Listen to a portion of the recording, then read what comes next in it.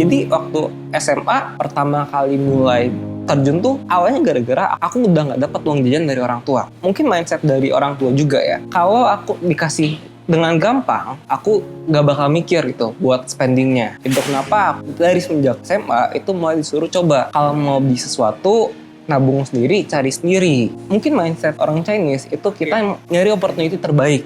Mungkin karena aku pribadi nggak mau serakah ya. Aku percaya sesuatu yang berlebihan itu nggak baik. Jadi secukupnya aja gitu. Dan toh tim aku dan yang lain-lain itu punya kelebihan dan kekurangannya masing-masing.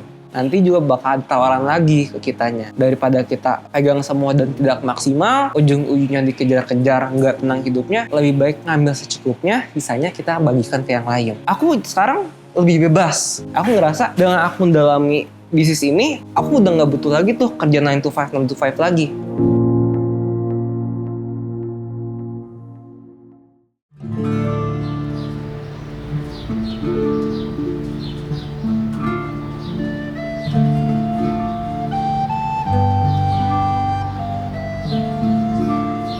Nama aku Timotius Albert Wijaya Halim, bisa dipanggil Albert, dan aku CEO dari platform akademi blockchain pertama di Indonesia, Bloku Academy, Pak. Jadi kan ada banyak nih, biasanya kayak investor-investor punya aset-aset yang lumayan besar ya. Ada yang 10.000 hektar tanah mau dicairin supaya liquid, ada yang punya villa-villa di Bali. Nah, cuma mereka tuh sekarang mulai bingung gitu.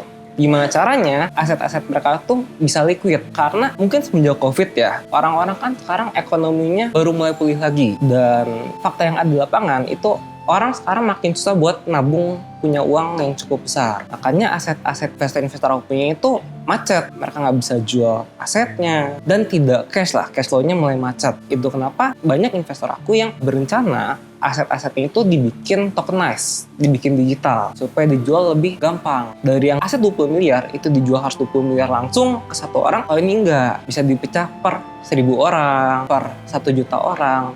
Jadi kan jatuhnya lebih murah. Kalau aku sekarang itu baru umur 22 tahun. Sebenarnya kalau aku pribadi mulai buka usaha, mulai coba cari-cari opportunity itu zaman SMA. Jadi waktu SMA tuh aku bikin usaha pertama. Aku bikin rental motor.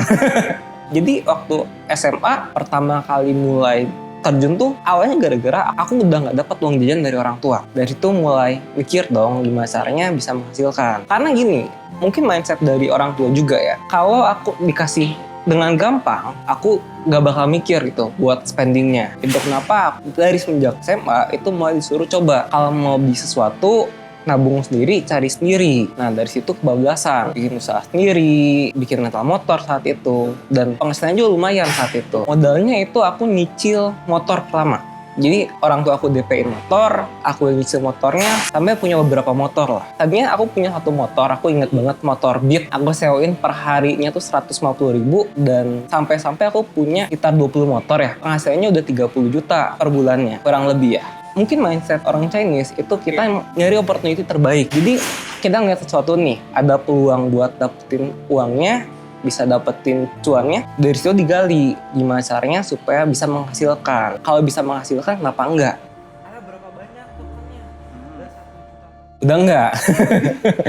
Jadi setelah 1-2 tahun jalan itu makin lama cash flow-nya udah enggak sebagus awal-awal. Emang pasnya stabil gitu, di 20 juta, 30 juta. Cuma aku ada satu kesalahan. Saat itu pas mau lulus SMA ke kuliah itu kan udah ngerasa puas diri dan ngerasa kayaknya bisnis kayak ini konvensional itu bisa menghasilkan banget. Itu kenapa ditembak terus tuh. Hire karyawan makin banyak, DP motor makin banyak, gak mikirin jangka panjang. Alhasil apa? Banyak kejadiannya lah. Singkat cerita, motor banyak yang rusak. Uang profit itu ujungnya buat bayar perbaikan motor, sama banyak juga motor yang hilang, dibawa kabur. Dari situ aku mutusin, kayaknya harus cari opportunity yang lain deh, yang lebih safe buat aku. Sebenarnya kebetulan juga. Jadi beberapa tahun belakangan ini tuh aku pindah ke Jakarta. Dikenalin juga sama beberapa teman aku dan aku kaget kok mereka itu punya penghasilan yang jauh lebih besar dari aku dengan resiko yang lebih minim. Dia tuh seorang programmer. Dia salah satu yang bagus lah. Nah dari situ aku mulai belajar lah. Mulai kenalan, sering ngobrol bareng. Hasil dekat. Dari situ aku sering dibawa-bawa lah. Aku sambil belajar, aku dibawa-bawa meeting sama investor-investor besar, sama klien-klien dia. Dan dari situ ketempelan, kebuka jalannya. Sampai ditawarin bikin akademi bareng. Makanya bikin Bloku Academy ini. Karena tim aku rata-rata programmer yang emang fokusnya ngedevelop sebuah sistem baru. Nah, kalau aku di bagian depannya, bagian yang ketemu sama kliennya, bikin proposal gitu.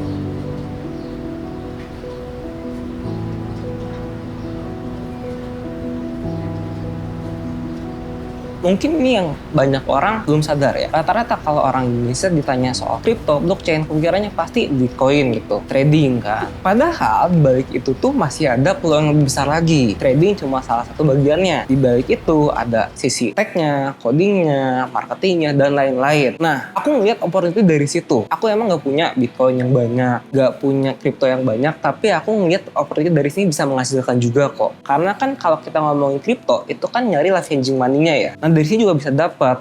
Itu kenapa tim aku tuh bergerak di situ. Kita mulai tuh garap proyek tokenisasi, tim aku maintain gedung bareng, tokenisasi gedung, tanah, galeri, seni, dan lain-lain. Dan tujuan blogku tuh ada buat apa? Kita sebenarnya pengen ngajarin juga ke orang lain. Jadi cara belajar aku supaya ilmu aku tetap update terus gimana sih? Kalau aku pribadi itu dengan sharing ya. Jadi aku sharing ke member aku, ke rekan-rekan aku.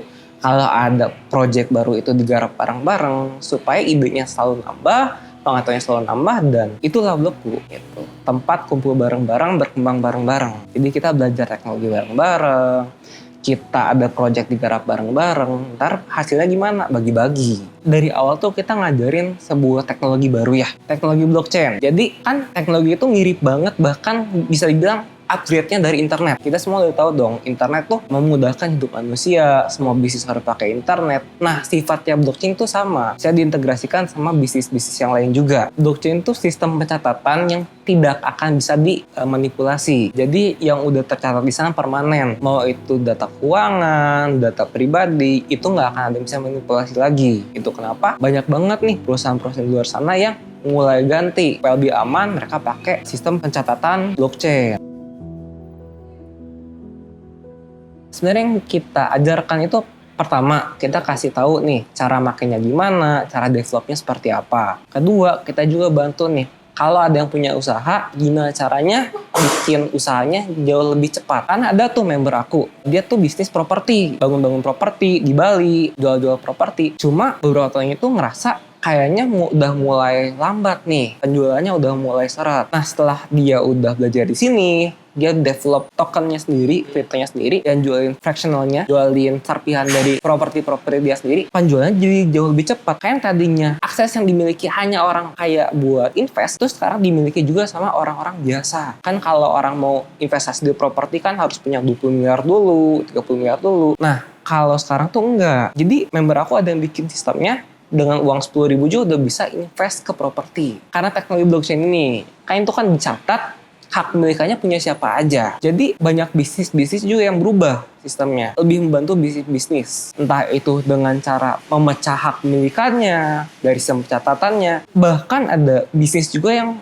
tadinya udah mulai mati, diimplementasikan blockchain jadi hidup lagi. Karena banyak yang nyuntik dana ke sana. Bisnis retail konvensional justru banyak. Kalau kita ngomongin di luar negeri udah banyak sih yang nerapin ini juga. Dari peternakan ayam, Walmart juga udah nerapin, dan masih banyak lagi. Jadi itu di blockchain itu kan ada beberapa role sebenarnya. Ada yang non-tech, ada investor, sama yang tech. Nah, yang non-tech ini itu sebenarnya yang paling berperan kalau menurut aku. Mereka yang nggak perlu ngoding, tapi mereka yang paham konsepnya. Itu kenapa sebenarnya kita harus paham logiknya terlebih dahulu. Kenapa? Karena kan sekarang udah banyak tools ya, kayak AI, yang bisa bantu kita bikin codingnya. Jadi integrasinya juga lebih gampang. Jadi kalau saran aku, kalau kita benar-benar mau integrasi pertama, pahami dulu teknologinya bisa ngapain, diimplementasinya seperti apa, dan plannya seperti apa dulu. Kemauannya apa dulu nih. Masalah utama dari bisnis ini itu apa, dan gimana caranya teknologi blockchain itu bisa menyelesaikan masalah tersebut. Dari situ bisalah kita mulai bikin white papernya, bikin programnya. Nanti semua bisa dibantu juga sih sama AI.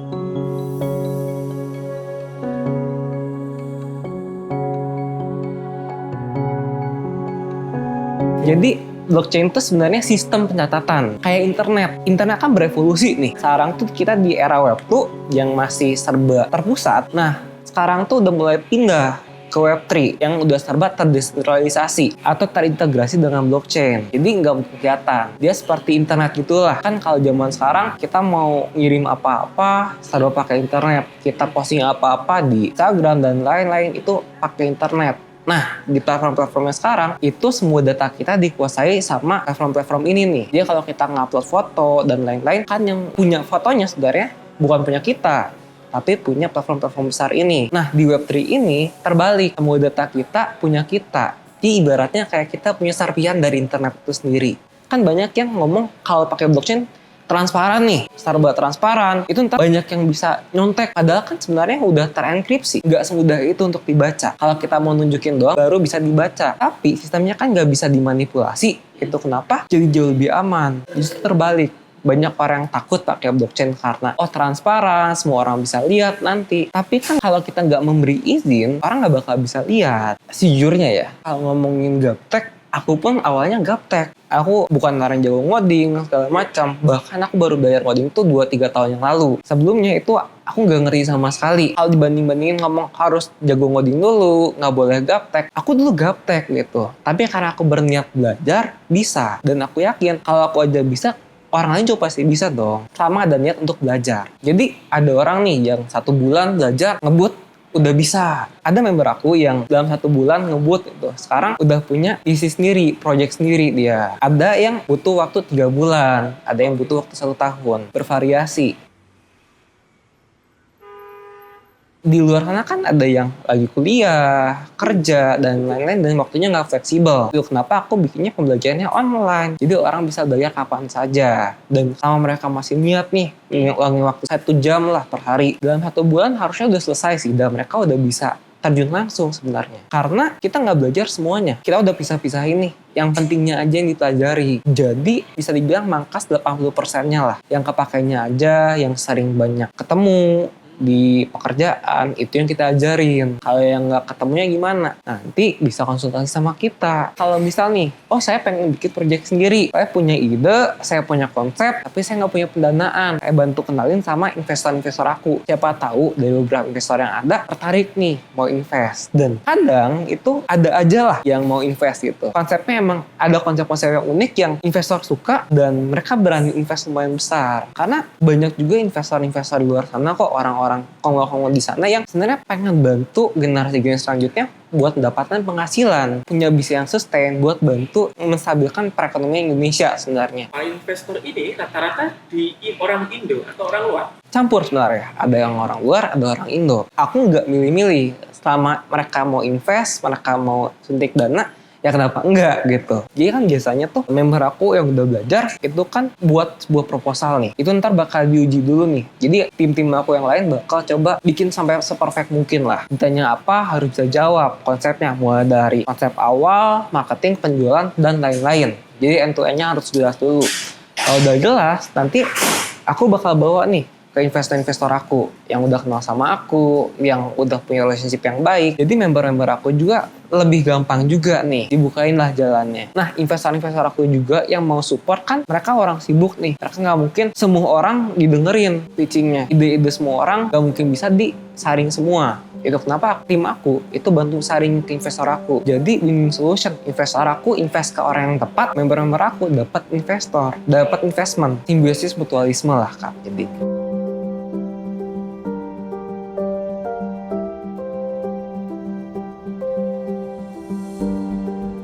Jadi ada beberapa tipe kan, ada investor yang, oh saya pengennya bisnis kamu nih, ide kamu, saya invest suntik dana. Ada juga yang percaya suntik dananya ke member-membernya. Jadi nih, kamu saya percayain, saya bayarin kamu dari awal sampai akhir, tapi kamu nanti ikut sama saya. Kamu bantu proyek saya deh, saya mau garap proyek ini, kamu yang kerjain nanti. Mungkin karena aku pribadi nggak mau serakah ya. Aku percaya sesuatu yang berlebihan itu nggak baik. Jadi secukupnya aja gitu. Dan toh aku, tim aku, dan yang lain-lain itu punya kelebihan dan kekurangannya masing-masing. Mungkin ada tim aku yang jago ngeprogram, ada yang jago bikin konsep, ada yang jago pitchingnya. Kita bagi-bagi job desk, kita bagi-bagi role.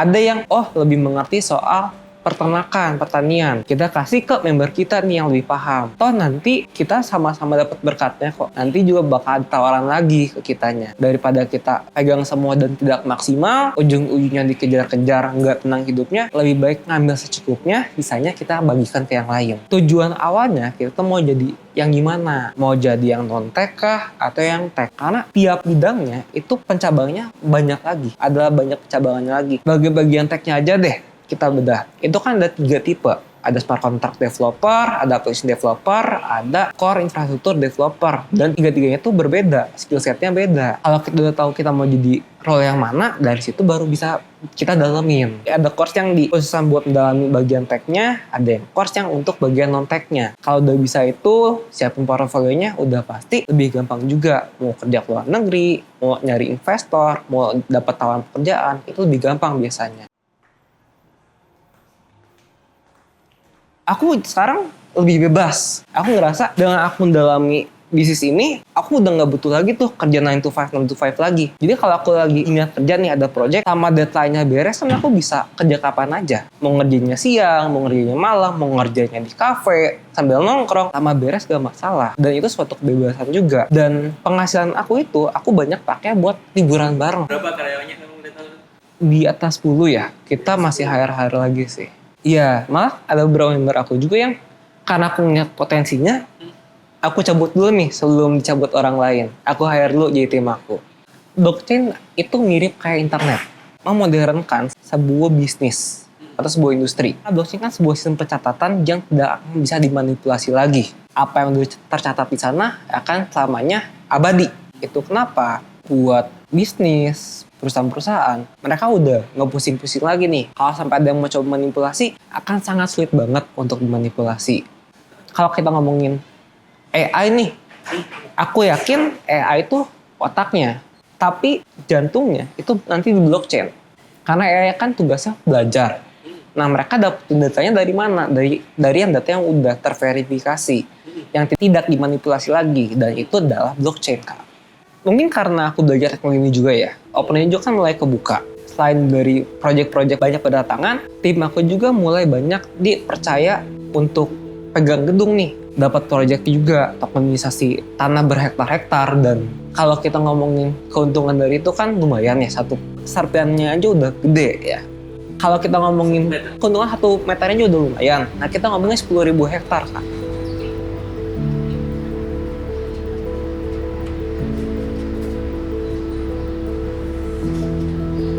Oke, jadi kalau ngomongin semudah itu gak, sebenarnya tergantung orangnya sih. Ada orang yang emang mungkin udah pasrah ya, udah nggak tahu nih mau jadi apa. Hasil belajar di sini. Dari yang nggak ngerti sama sekali, Usahi juga datang ke aku, ngechat pertama kalinya kan, ngechat minta donasi, aku ajarin aja gitu. Kurang lebih 3 bulanan, itu emang awalnya masih banyak nanya gitu. Awalnya masih jadi kayak asisten gitu lah, jadi dikasih komisi. Cuma seiring berjalannya waktu, dia udah tahu sendiri nih, kalau ada kasus seperti ini harus ngapain. Emang kalau ngomongin mudah, sebenarnya tidak semudah itu. Tapi selama ada niat, pasti bisa. Apalagi sekarang udah banyak tools yang bisa bantu. Dan kita juga sediain gitu, tools-toolsnya. Justru member-member aku yang udah dapat pekerjaan, itu mereka yang desperate. Mereka yang udah nggak tahu nih harus ngapain lagi. Makanya mereka belajarnya tuh dikebut. 1-2 bulan dikebut, gak ngerti apa. Tanya di grup aktif. Ada member aku yang punya anak 5, itu nggak tahu mau ngapain lagi. Dia udah nggak punya uang, minta tolong support ke aku. Kita ajarin, tim aku ajarin, sekarang pegang project sendiri. Dan sekarang menjadi terobosan juga. Seingat dia tuh megang project tokenisasi gedung lah. Properti villa-villa kayak gitu dijual serpihannya seperti yang aku udah bilang. Itu salah satu yang dia pegang. Ada macam-macam sih. Salah satu yang aku banggakan juga, membernya emang niat sih belajarnya. Awalnya diminta sebagai konsultan, sekarang kerja di Irlandia. Dia jadi konsultan, manage project blockchain-nya sendiri sih. Jadi ada grup yang awalnya nanya-nanya ke dia, lama-lama dia terlibat jadi investornya juga, dan sekarang stay di Irlandia. Kemarin baru Zoom bareng, dia tuh udah 3 bulan stay di Irlandia, dibiayain semuanya. Tahu lah ya, bayaran di Irlandia ya lebih besar dari sini gitu. Jadi mungkin dia juga nyaman di sana. Ada satu member aku nih, Oke. dia tuh umurnya udah 30 tahun. Dia tuh udah hopeless, punya hutang hampir nyentuh 1 M kalau nggak salah. Pas datang ke aku, itu dalam keadaan nggak bisa bayar kos. Dia nggak punya uang sama sekali, udah coba bisnis ini, gagal. Bisnis itu, gagal. Apply kerja ke sana sini, udah susah diterima. Ditambah ada kebutuhan sendiri. Dari situ kita saring, emang kayaknya harus ditolong, kita tolong. Kita support semuanya, bener-bener kita support dari nol sampai sekarang punya project sendiri. Belum lunas tapi udah nyicil, udah bisa nyicil sendiri. Seenggaknya buat makan udah bisa, udah nggak pusing lagi lah soal tempat tinggal, soal besok mau makan apa, udah nggak pusing lagi. Kalau aku pribadi ngerasa ini jadi solusi main income yang berpotensi. Orang-orang di industri ini tuh gajinya bisa 40-50% lebih tinggi dibandingkan yang lainnya, industri lainnya. Sebagai contoh, seorang blockchain developer gajinya tuh bisa 2 kali lipat lebih besar daripada developer lainnya. Hal ini bisa terjadi karena masih sedikit nih orang-orang yang paham blockchain. Masih sedikit orang-orang yang bersaing di industri ini. Jauh lebih dihargai, bayarnya lebih tinggi lah seenggaknya. Mungkin buat teman-teman yang kepo mau belajar blockchain ya, karena kan blockchain tuh bisa dibilang teknologi masa depan ya. Dan peluangnya besar banget. Boleh banget nih. Aku tiap minggu itu ngadain webinar sebenarnya. Kita kasih tahu nih, kita bantu sosialisasiin, bantu edukasi. Sebenarnya apa sih teknologi ini? Supaya kita lebih tahu nih, peluangnya seperti apa, cara masuknya seperti apa, dan apa aja yang harus dipelajari supaya bisa berkarya di sini. Mau belajar ikut webinarnya, bisa klik link yang di bawah kali ya, kayak. Nanti aku siapin deh, biasanya kan harus berbayar itu. Nanti tim aku bakal gratisin deh. Biasanya kan berbayar 97.000 sekian. Nanti buat nonton pecah telur, kita kasih gratis, Kak. Saya Albert, founder dari Bloku Academy. Sampai jumpa di kelasnya nanti ya. Terima kasih.